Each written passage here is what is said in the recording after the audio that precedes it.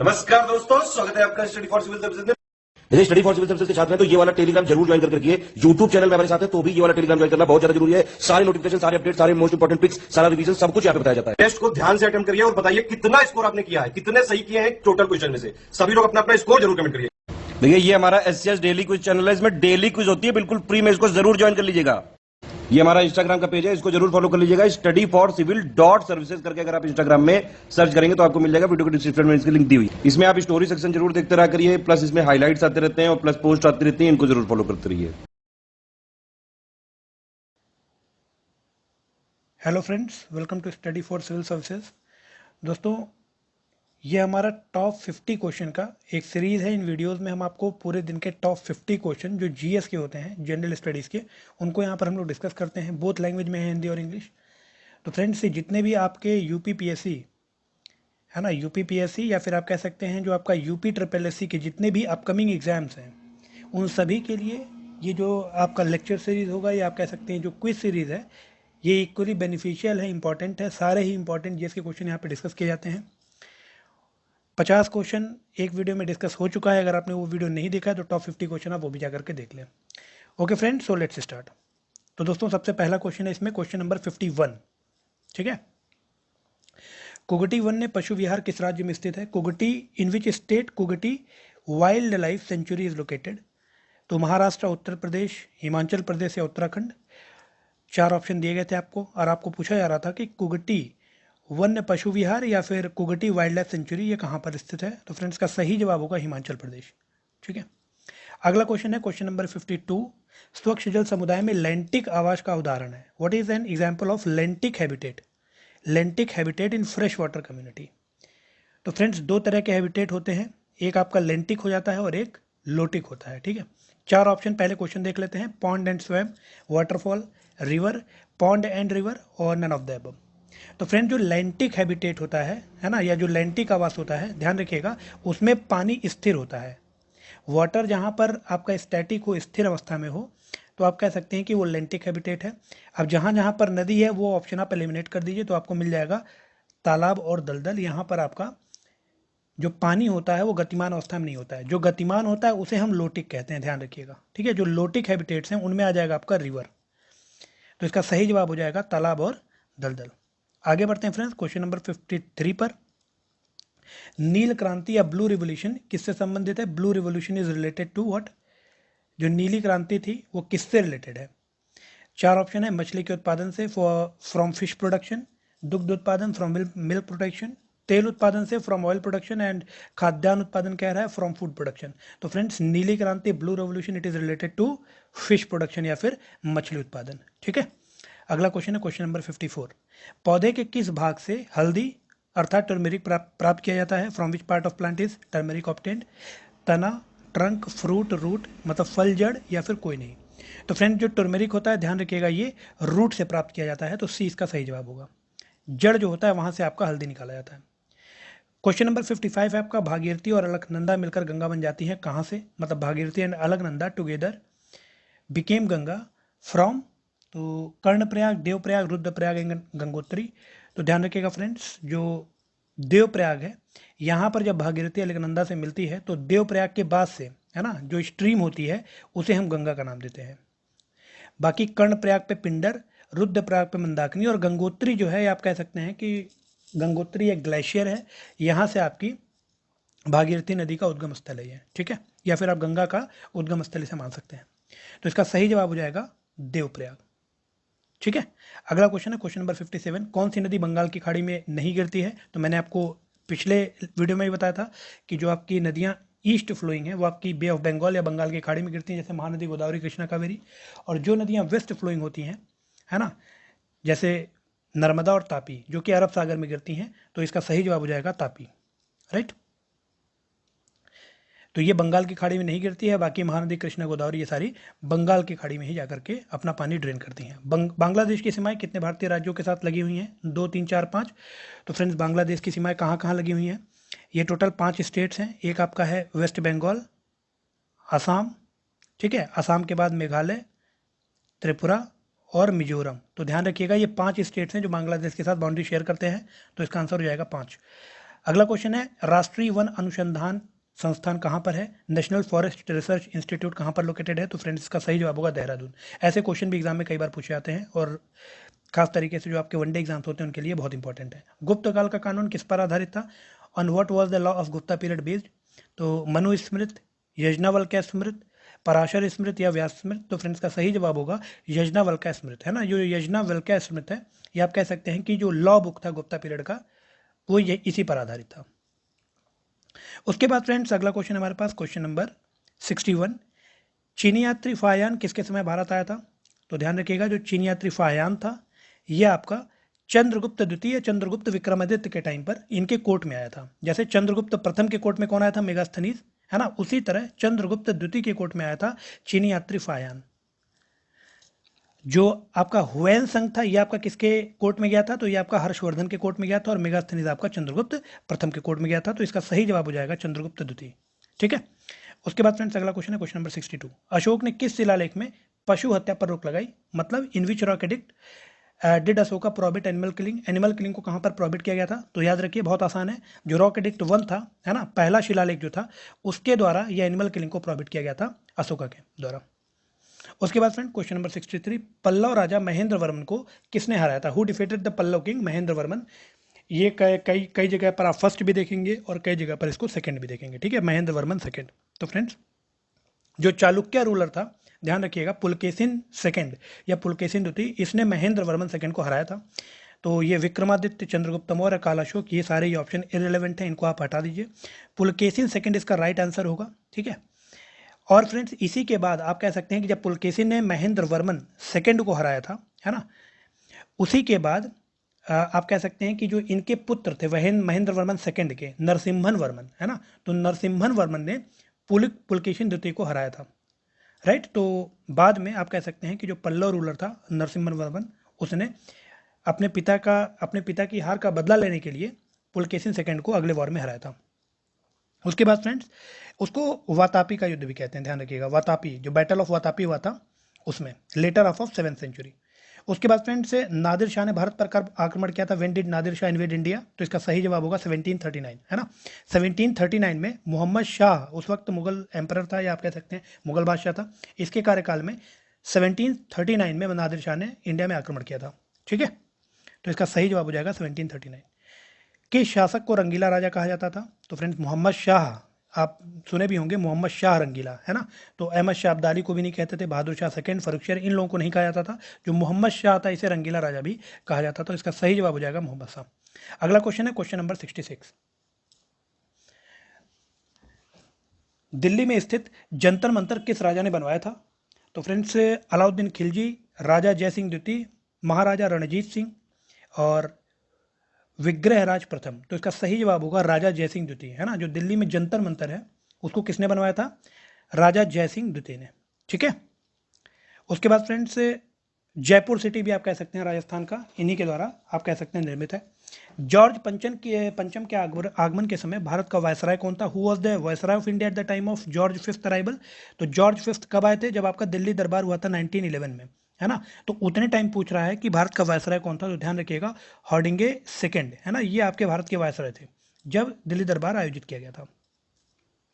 उसके बाद question number 68 है आपका, अंग्रेजी शिक्षा का मैग्ना कार्टा किसे कहते हैं। बहुत सारे बच्चे इसमें कंफ्यूज रहते हैं मैकाले के ऊपर, लेकिन ये आंसर गलत होगा। ध्यान रखिएगा कि अंग्रेजी शिक्षा का मैग्ना कार्टा हार्टोक कमेटी भी नहीं है, मैकाले भी नहीं है ना, और एक ऑप्शन और इसमें जो दिया हुआ है नन ऑफ द अबव, ये तो नहीं हो सकता। तो इसका सही जवाब होगा आपका वुड्स डिस्पैच। जो वुड्स डिस्पैच था आपका, वो आपका अंग्रेजी शिक्षा का मैग्ना कार्टा इसे कहा जाता था। ठीक है। ये जो वुड्स डिस्पैच जब भेजा गया था तो भारत के अंदर गवर्नर जनरल कौन था, कमेंट सेक्शन में जरूर कमेंट करके आप लोग बताएं। जब वुड्स डिस्पैच भेजा गया था तो भारत में उस वक्त गवर्नर जनरल कौन था। आपको हिंट मैं कर दे रहा हूं कि डॉक्ट्राइन ऑफ लैप्स जो है उसी गवर्नर जनरल की पॉलिसी है। ठीक है, डॉक्ट्राइन ऑफ लैप्स या जो विलय की नीति है उसी गवर्नर जनरल की ये पॉलिसी है। उसके बाद फ्रेंड्स अगला क्वेश्चन है क्वेश्चन नंबर 69, महात्मा गांधी कांग्रेस के किस अधिवेशन में एक बार अध्यक्ष बने हैं, तो एक ही बार बेलगाम अधिवेशन में ये अध्यक्ष बने हैं महात्मा गांधी, और ये आपका कांग्रेस का 39वां सेशन था, ध्यान रखिएगा। ठीक है। उसके बाद फ्रेंड्स अगला क्वेश्चन है क्वेश्चन नंबर 70, निम्न में से कौन सा हाइड्रोजन का आइसोटोप है, protium, deuterium, tritium, all of the above, तो फ्रेंड्स ये सारे ही हाइड्रोजन के आइसोटोप हैं, ध्यान रखिएगा। ठीक है, ये प्रोटियम, ड्यूटेरियम, ट्रिटियम, ये सारे ही हाइड्रोजन के आइसोटोप हैं, तो इसका सही जवाब हो जाएगा ऑल ऑफ द अबव। अगला क्वेश्चन है क्वेश्चन नंबर 71, गिरगिट रंग क्यों बदलता है? Why does chameleon change colour? गिरगिट कलर किस लिए बदलता है? तो ध्यान रखिएगा, पहला ऑप्शन है टू अवॉइड अदर एनिमल्स, तो ये ऑप्शन आपका गलत है। वातावरण के प्रति संकेत के रूप में colour change as a signal to the environment, ये भी गलत है। तो फ्रेंड्स का सही जवाब हो जाएगा टू हीट मैनेजमेंट, है ना।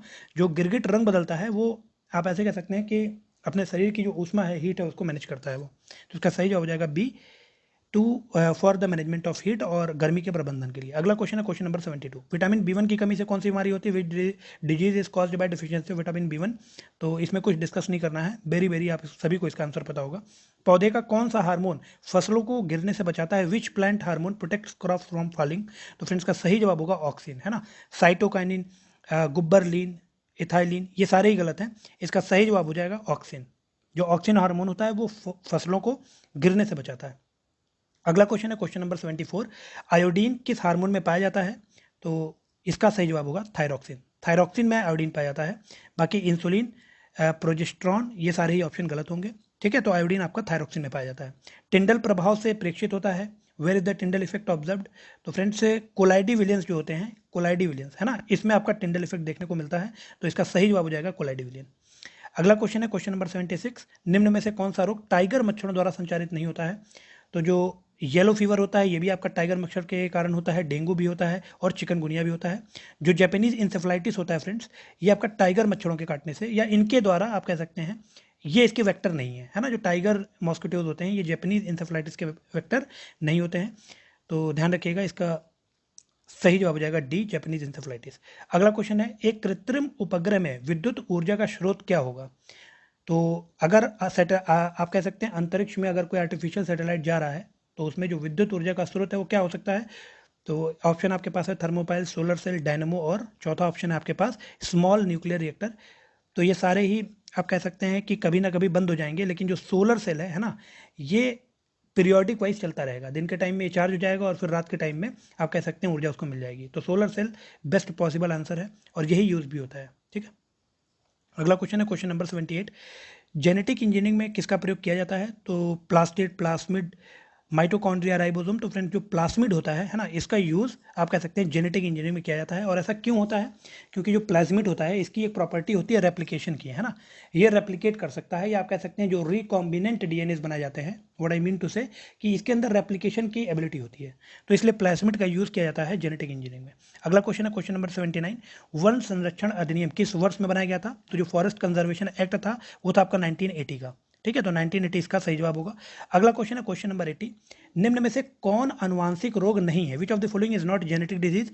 तो इसमें जो पिगमेंट्री इंपेयरमेंट हो गया, हीमोफीलिया हो गया, कलर ब्लाइंडनेस हो गया, ये सारे ही आप कह सकते हैं अनुवांशिक रोग हैं, है ना, ये तीनों। बाकी जो नाइट ब्लाइंडनेस है, रतौंधी, है ना, विटामिन ए की कमी से होता है, इसलिए आप कह सकते हैं कि ये आपका जेनेटिक डिजीज नहीं है।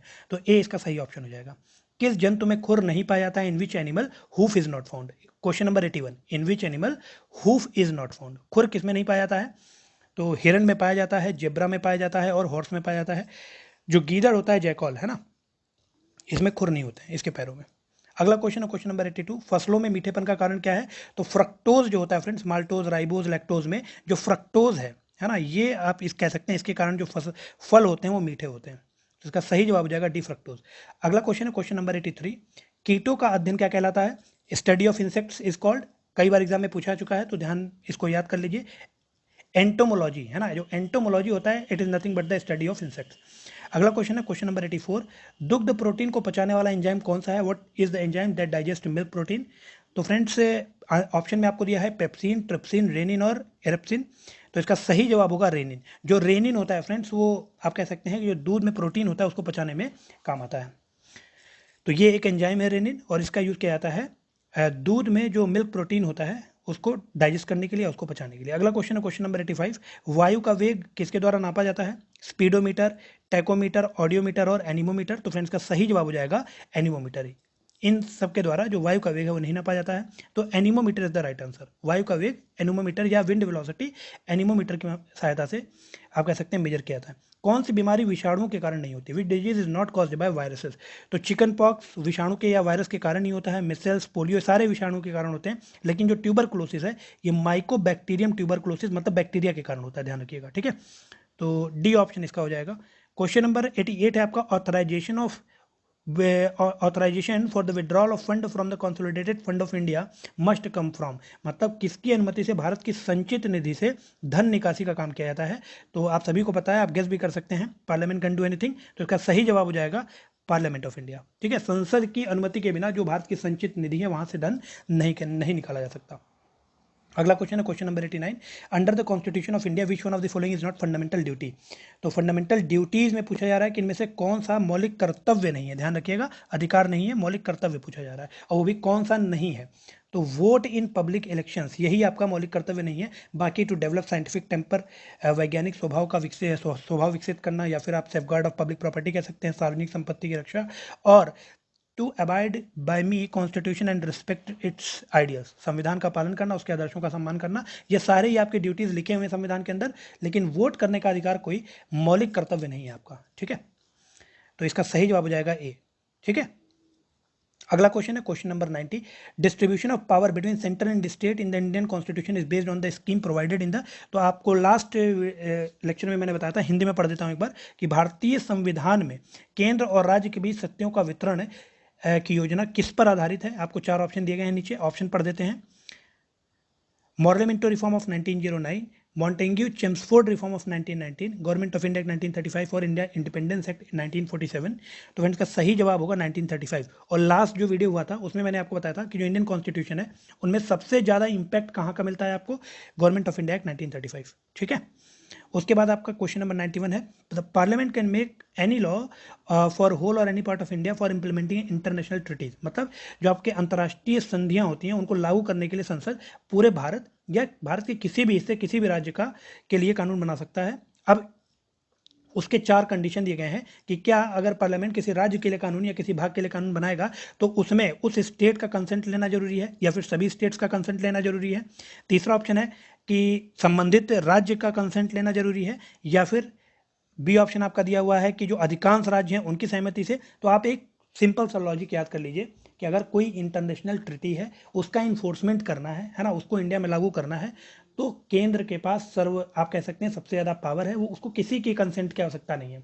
अगर आप सपोज कीजिए कि पेरिस एग्रीमेंट हुआ है ना, हमें कार्बन डाइऑक्साइड एमिशन रोकना है, अगर हम लॉ बना रहे हैं तो उसके लिए हमें किसी राज्य के कंसेंट या सहमति की आवश्यकता नहीं है। पार्लियामेंट आप कह सकते हैं कि आर्बिट्रेरी वे में इसके लिए लॉ बना सकता है बिना स्टेट के कंसेंट के। तो इसका सही जवाब हो जाएगा डी, है ना, without the consent of any states. I hope कि ये क्वेश्चन आपके लिए क्लियर हुआ होगा। क्वेश्चन नंबर 92 है, leakage of which of the following gas had caused the Bhopal gas tragedy? कई बार एग्जाम में पूछा गया है। तो मिथाइल आइसोसाइनेट, याद रखिएगा, मिथाइल आइसोसाइनेट, इस गैस का लीकेज हुआ था भोपाल गैस ट्रेजेडी में, ठीक है। तो इसका सही जवाब हो जाएगा ए, मिथाइल आइसोसाइनेट। बाकी सारे ऑप्शन निरर्थक हैं, नाइट्रिक ऑक्साइड, कार्बन मोनोऑक्साइड या सल्फर डाइऑक्साइड। उसके बाद friends, Minamata disease is caused due to, Minamata disease जो है ध्यान रखिएगा ये मरकरी के पॉइजनिंग के कारण होता है, पारा विषाक्तता के कारण। आर्सेनिक या लेड पॉइजनिंग, कैडमियम पॉइजनिंग, इन सभी के कारण नहीं होता है। तो इसका सही जवाब हो जाएगा, ये तीनों ऑप्शन गलत हैं, B option is the right. आप कह सकते हैं मरकरी पॉइजनिंग के कारण मिनीमाता डिजीज होती है, ठीक है। M for mercury, M for Minamata. 94 है आपका, in which city environment minister has launch the first functional smog tower? पहला फंक्शनल स्मॉग टावर जो है ना, आप कह सकते हैं कार्यात्मक स्मॉग टावर किस राज्य में लॉन्च किया गया है? तो वो आपका दिल्ली है। दिल्ली में पहला फंक्शनल स्मॉग टावर लॉन्च किया गया है। Which state government decide to start world's largest floating solar project by 2023? है ना, किस राज्य ने घोषणा की है कि हम दुनिया की सबसे बड़ी तैरती सोलर परियोजना शुरू करेंगे 2023 तक या 2023 से? तो फ्रेंड्स इसका सही जवाब होगा मध्य प्रदेश। हाल ही में मध्य प्रदेश ने घोषणा की है, तो हम विश्व की सबसे बड़ी, है ना, तैरती हुई सौर परियोजना को स्टार्ट करने वाले हैं, ऐसा मध्य प्रदेश सरकार ने फैसला लिया है या घोषणा किया है। क्वेश्चन नंबर 96 है, justice Hima Kohli has become the first women chief justice of which high court? तो जस्टिस हिमा कोहली जो है ना, ये आप कह सकते हैं सुप्रीम कोर्ट में भी रह चुकी हैं। तो पूछा जा रहा है कि ये किस हाई कोर्ट की पहली महिला न्यायाधीश बनने जा रही हैं या बन गई हैं। तो इसका सही जवाब होगा तेलंगाना। तेलंगाना हाई कोर्ट की फर्स्ट वुमेन चीफ जस्टिस अभी बनाई गई हैं, जस्टिस हिमा कोहली। ठीक है। क्वेश्चन नंबर 97 है आपका, the Indian meteorological department inaugurated India's highest meteorological centre in Bharat मौसम विज्ञान विभाग ने, आईएमडी ने भारत के सबसे ऊंचे मौसम विज्ञान केंद्र का उद्घाटन कहां पर किया है, मेट्रोलॉजिकल सेंटर का उद्घाटन कहां पर किया है।